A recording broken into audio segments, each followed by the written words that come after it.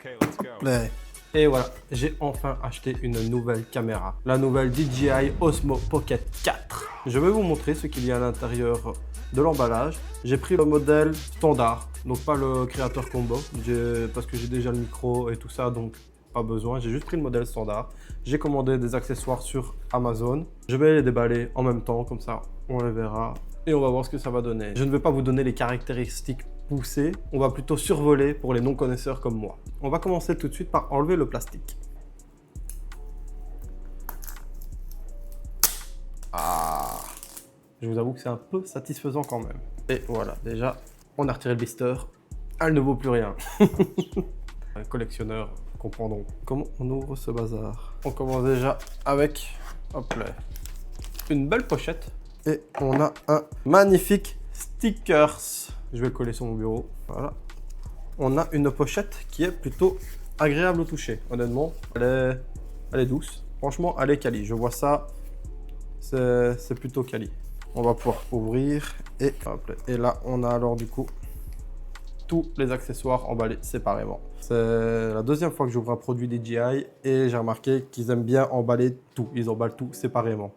Donc on a le câble ici qui permettra de recharger sûrement la caméra et également de faire le transfert des fichiers de la caméra jusqu'à l'ordinateur. C'est pratique. Qu'avons-nous là? Donc on a l'adaptateur pour pouvoir y mettre un trépied. Ça vient se plugger juste en dessous de la caméra. Et ça permet également de brancher du coup le câble USB-C derrière pour le transfert. Je vais sortir la caméra en dernier pour garder un peu de suspense. On aura donc la Dragon. Bon, tout le monde connaît le principe de la Dragon. On l'installe ici. Hop là, on resserre et normalement la caméra est attachée là. Donc si jamais on la tient, oh zut, hop. Personnellement, je suis pas du genre à utiliser ça, donc ça part sur le côté. C'est déjà tout en accessoires. En même temps, c'est le combo standard. Donc pas beaucoup d'accessoires, juste l'essentiel qui est la caméra en elle-même. On part dans le vif du sujet. Ouh. Honnêtement, je l'avais déjà beaucoup vu en vidéo, mais je ne l'avais jamais vu en vrai. C'est la première fois que je la vois en vrai et j'imaginais ça déjà un peu plus grand, malgré le fait que je la voyais en vidéo. Elle est plus petite que j'imaginais, donc c'est déjà un très bon point. Et ici, comme je vous ai dit, vous pouvez venir plugger alors directement. Ça permet ensuite de pouvoir mettre des accessoires ensuite en dessous. Avec ça, ça reste quand même assez petit, donc franchement, c'est pas mal. Ici, nous avons aussi la petite protection de nacelle. On la tourne bêtement, voilà. On retire tout bêtement. Ça permet de protéger la caméra quand elle est dans la poche, dans un sac ou autre, pour éviter de venir casser les trois axes. On en parlera plus tard. Je vais vous enlever tous les petits autocollants. Je vais peut-être juste bouger ceci, le temps de bouger celui-là. Je la pose juste ici 2 secondes, j'enlève encore ceci. Et voilà, tous les films de protection sont enlevés. On a donc la caméra ici. Oh, il en reste un derrière. Je ne l'avais même pas vu. J'enlève le dernier. Et voilà, du coup, tous les films de protection sont enlevés. Vous avez la caméra. Et on va l'allumer ensemble. Waouh, ça marche bien. Ah, là, on me demande la langue. Je vais la configurer vite fait. Oh, ça fait des petits bruits. Et voilà, on tombe sur le menu de démarrage. Vous ne le voyez pas très bien, mais dessus, il est écrit Osmo Pocket 4. Guide de démarrage rapide, démarrer. Et là, on nous explique globalement comment l'utiliser. Je vous passe ce moment. Et voilà, je viens de faire une petite prise en main vite fait avec. Je trouve franchement que c'est pas mal du tout. Ici, vous voyez, la stabilisation de la nacelle est vraiment impressionnante. Ça fonctionne bien et honnêtement, ça reste intuitif, on va dire, d'utiliser. J'ai regardé un peu les menus et tout ça. J'en parlerai dans une autre vidéo. Là, je vais plutôt vous donner les caractéristiques globales de la DJI Osmo Pocket 4. La première chose qui fait la réputation des Pocket, en général, c'est la stabilisation en 3 axes, qui permet de pouvoir garder la caméra extrêmement stable, même en marchant. Donc ça permet d'avoir vraiment une fluidité d'image plutôt impressionnante. Je trouve ça vraiment très fluide. J'ai fait un suivi sur mon téléphone du coup qui est en train de filmer et vraiment je tourne et je vois que l'image est vraiment fluide. C'est impressionnant. La caméra a la particularité d'embarquer un capteur d'1 pouce qui globalement, plus le capteur est grand, plus il peut capter de lumière. Donc meilleure sera la qualité d'image dans des zones sombres, comme la nuit ou passer dans un tunnel pour filmer, ou un coucher de soleil, admettons. Ça permet d'avoir une meilleure qualité d'image. Cette caméra filme en 4K jusqu'à 240 images par seconde. Les gens qui ne s'y connaissent pas peuvent se dire wow, qu'est-ce que c'est que ça? Pour faire simple, tu peux faire des ralentis de malade avec ça. La caméra est également dotée de l'Active Track, ce qui permet de me suivre directement. Comme je vous ai expliqué juste avant, je l'avais mis sur le téléphone et ça suivait assez bien. La caméra tourne, elle reste focus directement sur ce que j'ai choisi. Si je ne dis pas de bêtises, on est sur l'Active Track 7.0. Donc ce qui veut dire concrètement, c'est que ça peut suivre une personne comme un animal ou même un objet.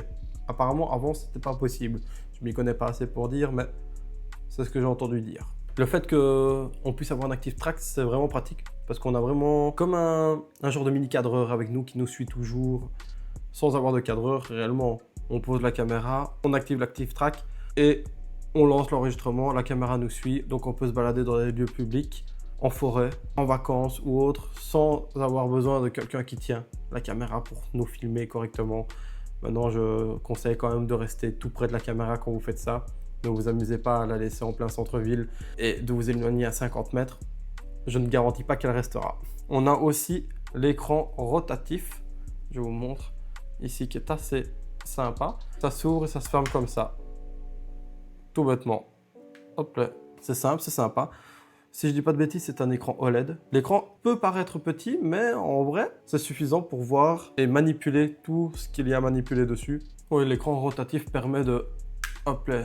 Soit on tourne et on filme du coup en vertical, ce qui est pratique pour pouvoir faire des TikTok, des vidéos Instagram ou des shorts sur YouTube.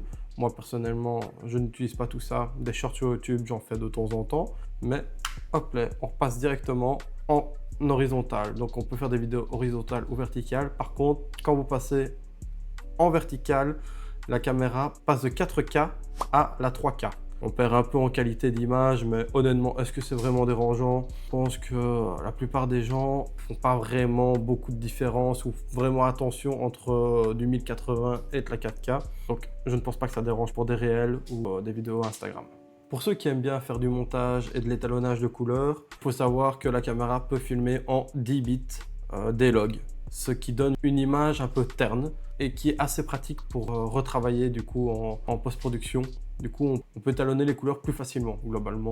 Moi, personnellement, je m'y connais pas là-dedans, je le fais pas. Des fois, j'essaye, je vois que ça donne pas bien, alors j'arrête immédiatement. Sinon, niveau batterie, DJI annonce plusieurs heures d'autonomie. Je pense honnêtement que si on commence à filmer en 4K, 24 images secondes, on sera plus autour des 3 heures, à mon avis, approximativement 3 heures de tournage. Mais on a la possibilité de retirer cette partie-ci, hop là, et d'y ajouter une batterie externe qui permettra en fait de gagner jusqu'à une charge en plus, je pense. On pourrait passer à 5 ou 6 heures de film.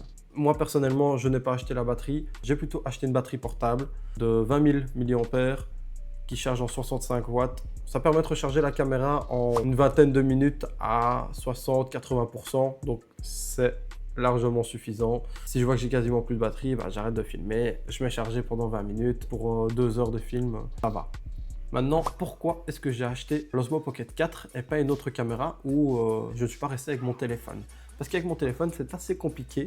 J'ai un éclairage et ça qui permet d'avoir une image correcte. En fait, pour pouvoir se cadrer, c'est beaucoup plus simple avec la Pocket. Je me vois à l'écran directement ici, c'est tellement plus simple.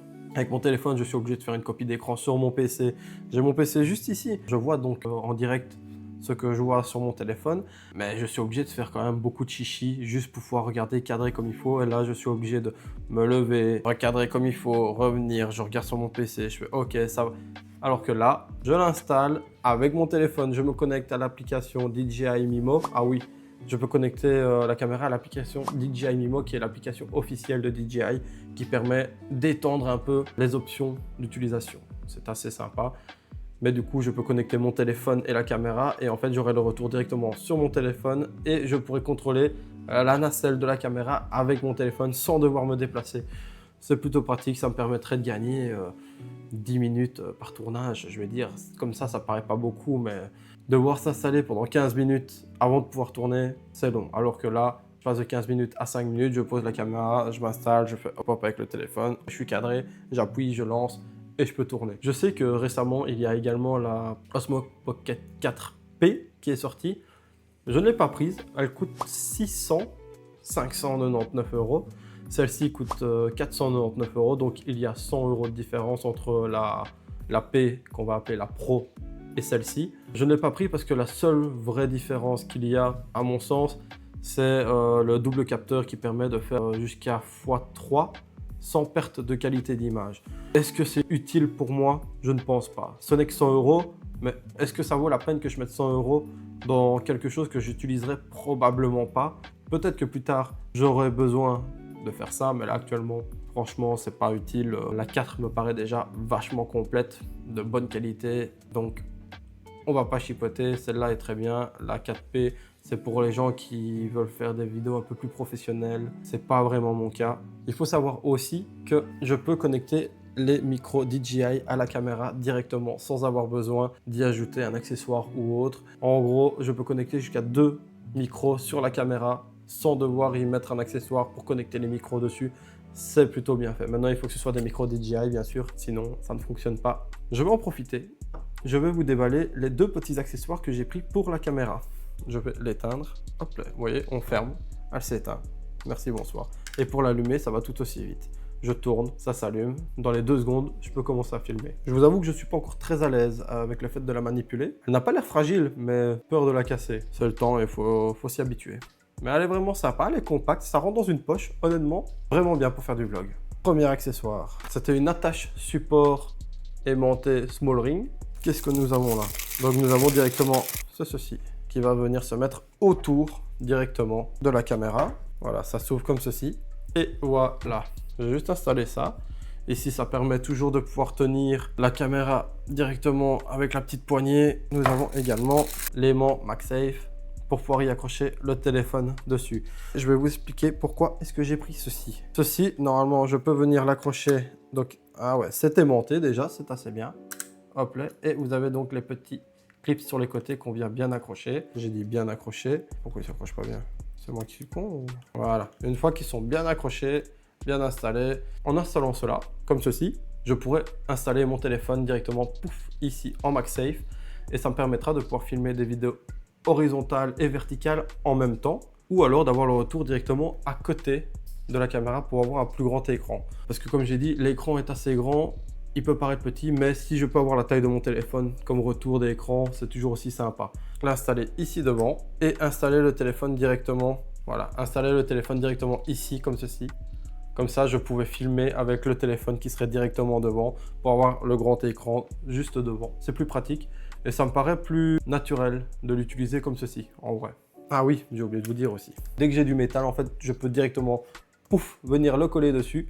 Et ça va tenir, je peux l'incliner, le remettre. Je peux également m'en servir comme pied. Voilà. Ça m'évite directement de poser la caméra comme un malpropre sur la table et de l'abîmer, de la griffer ou autre. Pas le but, ça coûte quand même 500 €. On va y faire attention.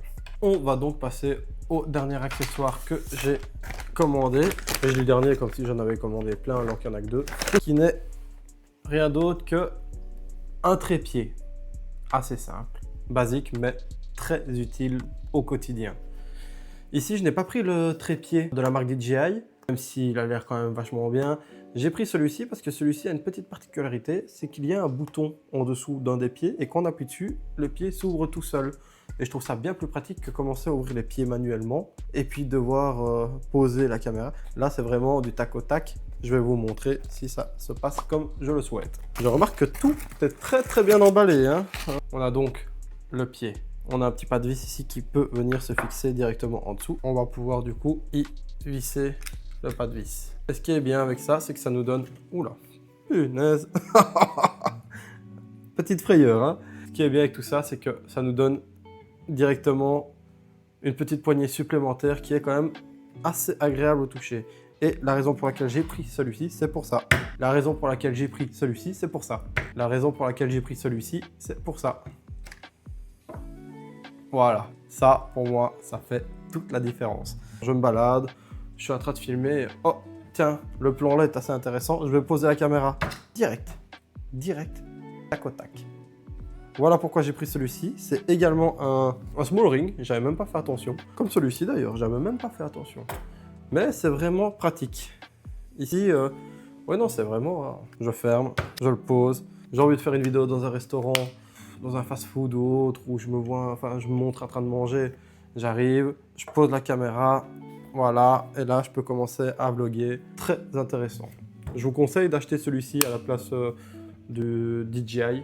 C'est mon point de vue, hein, personnellement, parce que c'est bien plus pratique. Le DJI ne l'a pas, vous êtes obligé d'ouvrir manuellement le pied. C'est quelques secondes, hein, mais quelques secondes par-ci, quelques secondes par-là. Et puis, plus c'est rapide, plus on a envie de l'utiliser. Plus c'est facile à utiliser, plus c'est rapide, plus on va filmer. Voilà, c'est un cercle. Si le matériel est trop compliqué à déployer pour filmer, on n'a pas envie de filmer. Tandis que là, la caméra, honnêtement, c'est quand même rapide. Je tourne l'écran. Bon, j'ai remis la protection, j'ai pas envie. Mais je tourne l'écran, ça démarre. Hop là, je pose. Voilà. Le temps de la sortir de ma poche, l'allumer, mettre le trépied, 4-5 secondes. Franchement, je peux pas faire mieux. Ça donne quand même une certaine allonge aussi.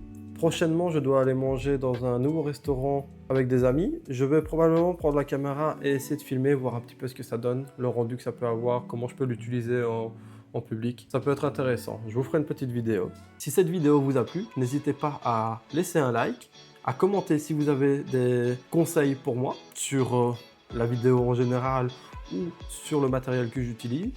N'hésitez pas à me donner des conseils. Je suis très ouvert d'esprit, donc j'aime bien les critiques quand elles sont constructives. Et n'oubliez pas de vous abonner, ça peut toujours aider. Au revoir.